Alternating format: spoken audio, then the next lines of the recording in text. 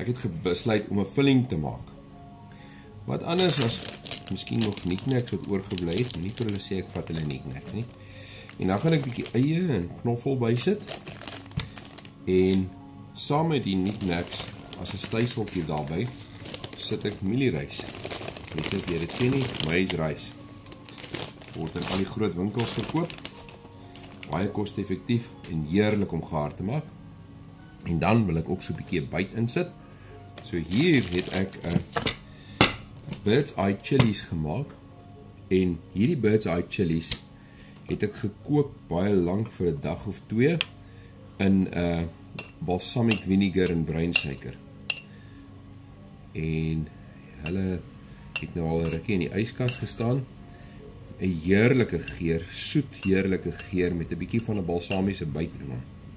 Ek moet sê dit gaan nogals goed afgaan as mense dit alles bymekaar sit en in die hoeder vol.